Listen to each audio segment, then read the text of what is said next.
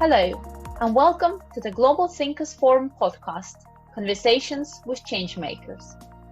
Global Thinkers Forum is an international non-profit organization founded by Elizabeth Philpulli with a timely mission to nurture accountability and leadership and support youth and women through mentoring. The organization is non-political and non-partisan. My name is Alisa Grafton, and I'm a writer, blogger, and speaker on networking, communications, and connections making for business. By day, I'm a lawyer, a scrivener notary, and a partner at the city firm Cheese Rights LLP. I am the guest host in this episode, and I will be in conversation with Gaurav Goel, who is the founder of Stay Touch. We will focus on networking in the new reality of post-pandemic and on the help that technology can offer in making the most out of your business connections. Gaurav, hello. Hello, Alisa. Could you share with us a little bit more about you and tell us your story, please? Absolutely. It is a pleasure to be here, Alisa. Thanks for having me. So a bit background about myself. So I did electronics engineering from IIT Delhi in India, and then I did management from ESCP Europe in Paris. I was actually very much fascinated by finance and entrepreneurship, coming from an entrepreneurial family, but I was lacking the idea of an entrepreneur or the business venture at the beginning. So I started my career as an M&A banker at Goldman Sachs, where I stayed roughly 7 years. And then I did 3 years in private equity, where we combined, I did a lot of cross-border transactions and had successful investments and exits. But the entrepreneur within me wasn't satisfied. And I was having a frustration during my education and my banking and investment career. And that was linked to networking. And the tools which we have for networking were almost broken or inadequate or didn't really come along with the time. So, for example, we all did networking, exchanging business cards, but we lose business cards. Or we add people on LinkedIn, but we always forget who did we add, why, and when. And all dependent on one profile. And today we live in a world where we each have different personas, different things. We either have a day job, part-time job, or sit on boards. So that was a major frustration for me. And then the right time came, and for me it was, okay, I need to do something myself. And then I quit and launched my startup, which helps connecting people with the new and the next generation networking tool. And it's called Stay Touch. And with the Stay Touch, we can create a network, manage the network much easily and independent of business cards or LinkedIn. And more so, exchange of contacts is right for the post-COVID era without any physical contacts. Thank you, Gaurav. And I completely relate to your frustrations regarding the old-fashioned way in which we sometimes are forced to network. But in fact, the crisis that we're all going through right now led us to rethink the general mode of working. So what do you think is the impact of working from home? And do you think that this is a future for the majority of us? So work from home has been in the making since some time now. We have been a lot of, at least in banking or in lawyers or in most of the work, people can work from home. But is it a trend? Yes, it definitely is a trend. But will it completely replace the work on the office? My guess is it's definitely not the case. It will be a mix of options. And let me give you my point of view a bit more in detail. So taking advantages of work from home. So work from home avoids all traffic jams, provides a much better environment, which an individual can design up to his or her needs. Post-COVID, also something that is much more safe in case of future outbreaks. And it's something really which a person controls and saves time, saves energy. So definitely it has advantage to it. However, work from home requires discipline and more communication. Let me give an example of us. So during our last 2 years of our team having an option of working from home, I can say that definitely works fine. But you need to communicate more. In order to avoid misunderstandings, you need to have virtual conferences, you need to have virtual meetings. Then there's a second question, which is much bigger, because some people prefer working from home and some people prefer working from office just because it's less distractive, it's more organized, and it gives a more set schedule to your daily life. So the thing is, like, it will be a mix. So people who would prefer working from home requires less of that organized approach can work, whereas some people who require that organized approach will still go to office. Now, most importantly, you still need to work whether internally or externally. You need to meet people. There's a virtual fatigue, and it's a real phenomena. So I don't think so that everything can be replaced by just working from home. So and sit behind the screens. So there will be definitely both work from home and physical meetings, physical offices. A very interesting point of view. And do you think that the virtual connection that most of us have been experiencing in the last couple of months can never replace physical connection? Effectively, do you think that the virtual networking can ever replace a physical connections making, something that we're perhaps more naturally designed for? What's your view on that? So I really don't think so that virtual networking will ever replace the physical networking aspect of it. It will certainly play an important part, but like, we are social beings, we are social animals. Humans exist because it's a social environment that has led us through like centuries and millennials of evolution. We just cannot put that and say that we can network by sitting behind the screens. What lacks behind the screen is that physical gesture, the chemistry around it, feeling the rapport or the relation. And that relation is professional, personal, or whatever you want to say, but there is that physical feeling which you connect with that person. So of course you can do virtual networking, but at the end we will need physical gestures. I'm not saying that there will be need for handshakes, which you can see that there are a lot of cultures in this world which work completely fine without handshakes. Japan is one of them. In India as well, you have namaste. So there's a lot of cultures which the handshakes is not part of it, of networking, but you still have to have the physical person in front of you. And that's why I really believe that the future is still physical social networking with the help of social distancing, which is easily feasible, but to replace it completely using virtual networking, that's not possible. I know that as a startup founder, you work a lot with different generations, and perhaps mostly with millennials and Generation Z. So I wanted to talk to you a little bit about the difference in the mindset of different generations.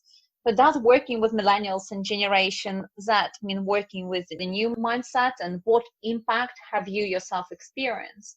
And also, do they have slightly different attitude towards virtual working and also virtual networking? Great question, Alisa. I like, personally, like, we have been working a lot with millennials and especially Gen Z, and absolutely, it's just amazing to work with them. And there's several factors which I find like quite different in their attitude. First and foremost, which I really feel is that they are very vocal. They're very vocal about how they feel about the project, how they feel about the team, and at the same time, how they feel about their own personal and professional development. If they like the project, they will speak, they will go extra miles, they will do extra hours, they will work for it. And if they don't like something, they will speak it, and they will want to hear what's your opinion. So, and then they will also take virtual courses. They will increase their competencies by taking like online courses, which is outside of their extra like normal curriculum. And they will increase their skills because they like the project. They want to do that extra effort, which is amazing. This is really something which I really value for them. They believe in the project, but on the other hand, also they give a lot of value to the work environment. They get a lot of value to how the office environment is set up.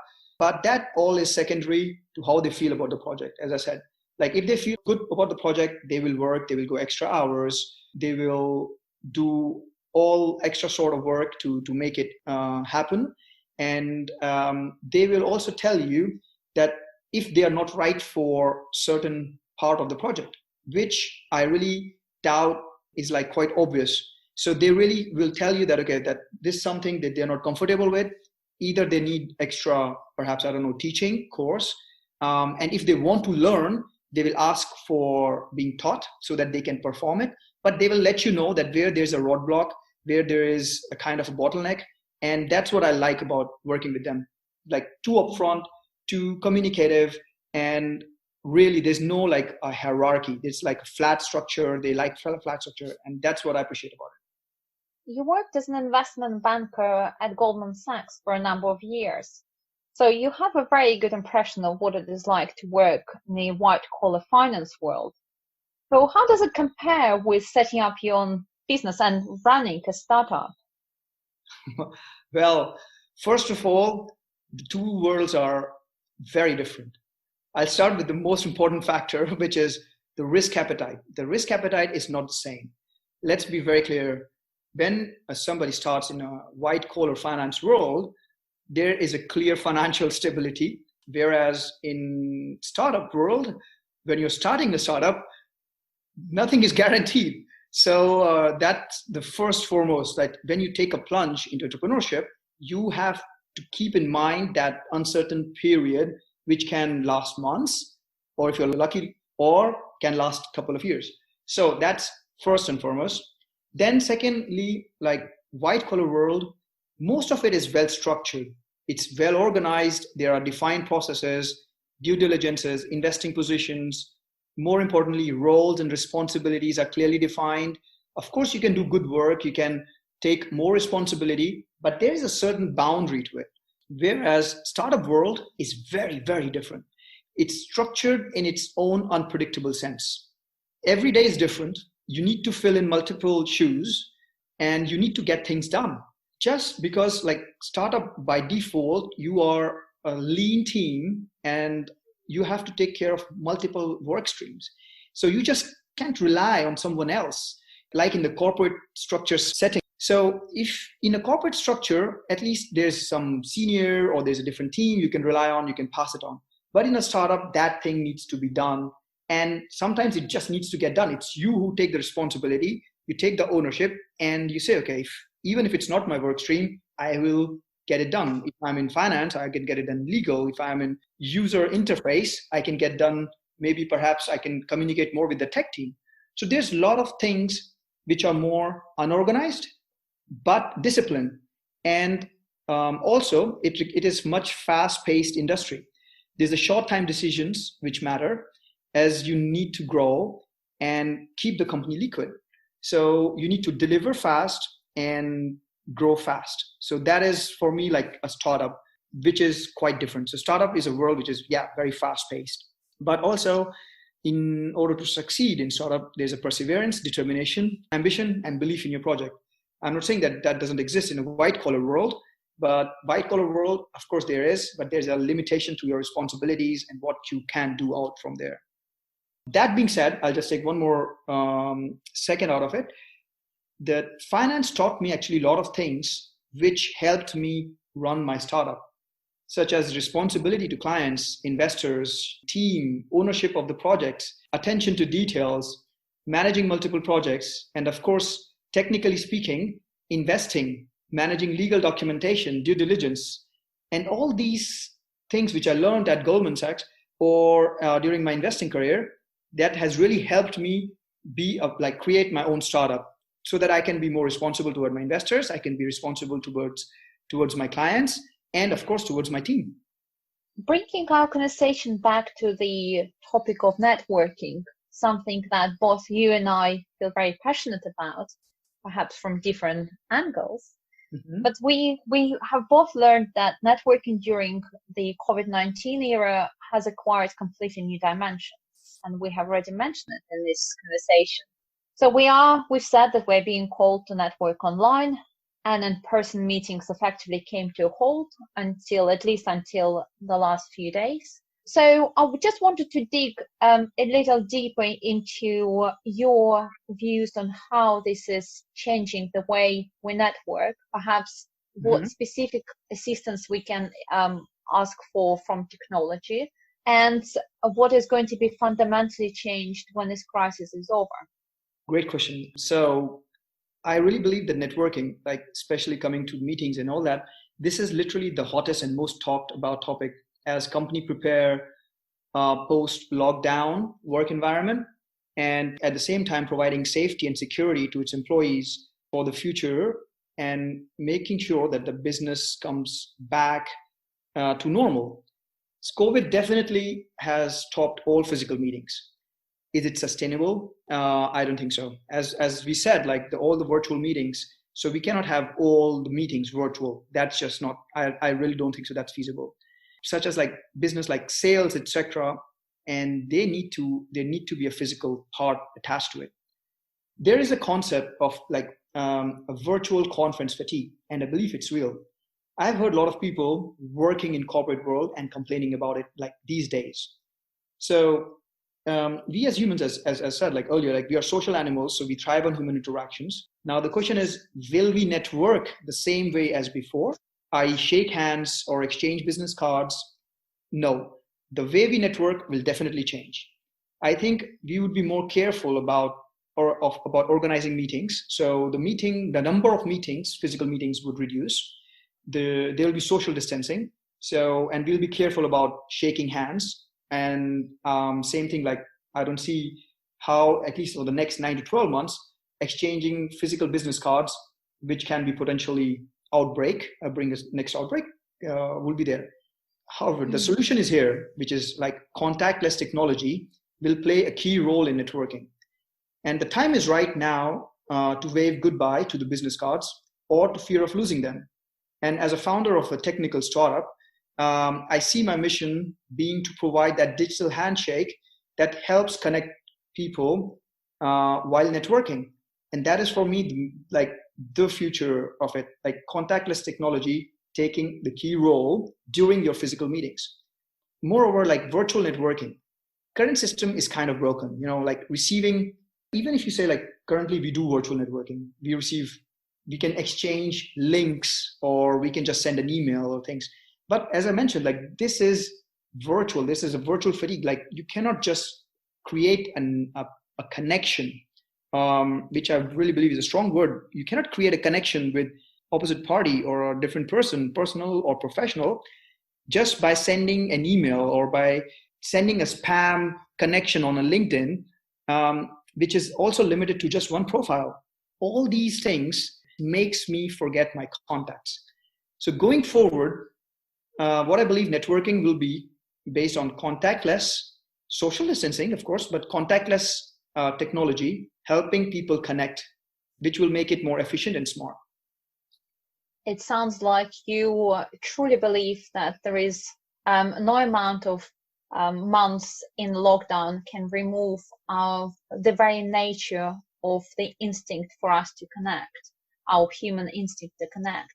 But it sounds like this opportunity, the usage of the virtual means of technology, has given everyone the spur to utilize that technology to make the networking, the connections making a lot more effective, efficient, and something that we can take into the future for it to be future proof.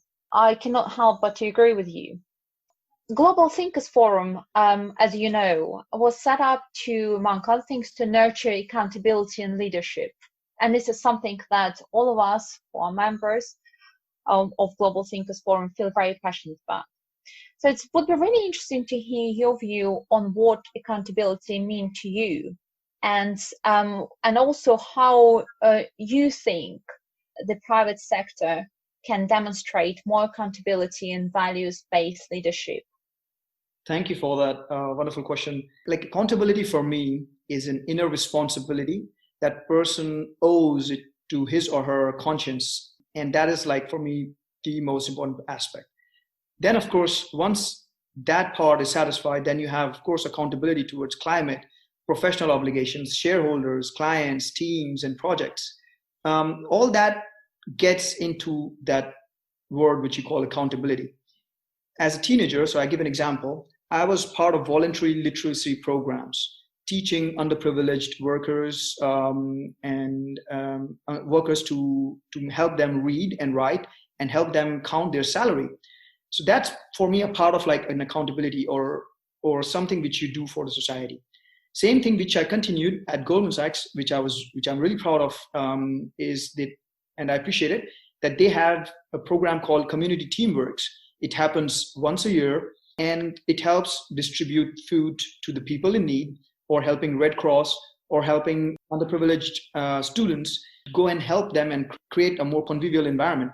So those kind of things for me is kind of an accountability towards the society we live in. We all owe some responsibility towards the society. We all have learned and gained so much that we should feel that we should give back to the society. At Stay Touch, for example, we are taking one step towards environment, which is paperless networking. So we are definitely no business cards. We are putting the necessary effort towards maintaining the high standards that satisfy the environmental, social, and governance criteria. And of course, also keeping that employee safety. So as I said, coming back, like how the paperless networking we are impacting, we are doing that so that we don't have a need for business cards, and we don't need notepads for writing memos or writing meeting minutes. And environment friendly, we are keeping it through the tech which we have invented, and that what we believe is the right step forward, that people or companies should feel either towards environment, towards social, or towards governance, and keep that going forward and be accountable to, first of all, to themselves, to their employees, then to bigger climate, professional shareholders' obligations. Thank you. It's wonderful to know. And perhaps the last question, but I would really like to know what your next big project is. Having known you for some time now, I feel that there is always something on the go and something perhaps brewing. And also, I wanted to ask you what particularly fills you with optimism in these quite dire times for many people. Sure. So first, what's my next big project? So my next big project is to launch my startup, Stay Touch, post-COVID lockdown. And what is that? So it's I want to help connect people with the help of right networking tool, which is safe, secure, and at the same time help protect the future outbreaks. At the same time, also create micro communities where people can exchange contacts safely and securely, not bogged down by losing details or losing business cards or getting contaminated cards. At the same time, save trees by not printing business cards. And all that under the bigger umbrella of perfect data privacy, as well as free from the advertising world, which we all live in all our social medias. So that's where is my next big project. And second thing, how to keep positive in this environment. Look, the environment is changing. The lockdowns across Europe is being eased out. And same thing across the US. Hopefully the lockdowns are already being eased out in a lot of states. So first and foremost, we as social animal, we are all gonna go and meet our friends and families, which we have avoided during the lockdown period. And that is, for me, the first thing to look after. It's the most important thing. Back to our social life, back to see people, back to communicate and communicate in an open way, not just sitting at our home behind the computers, but be in a physical space and be part of that. And of course, the traveling and tourism will come at a latest, of course, that's a part of it as well, but for me, it's the next step. But the first thing which I'm looking forward for, and I'm very positive about it, and I'm very much happy about it, is to go and meet my friends and my family without any restrictions. Thank you, Gaurav. It was fascinating to hear from you. And I have learned quite a few things myself. And I'm also sharing your genuinely optimistic outlook. And I'm sure that our instinct to embrace our social nature whilst embracing the current technology will lead us forward and will make us stronger and better post-COVID crisis. Thank you once again. It's a pleasure. Thank you, Asa. And now I would like to thank you for listening to Global Thinkers Forum's conversations with Changemakers today. I'm Alisa Grafton, and I was the guest host for today's episode. You can find more information about the organization by visiting www.globalthinkersforum.org, and you can get in touch through info@globalthinkersforum.org. Thank you.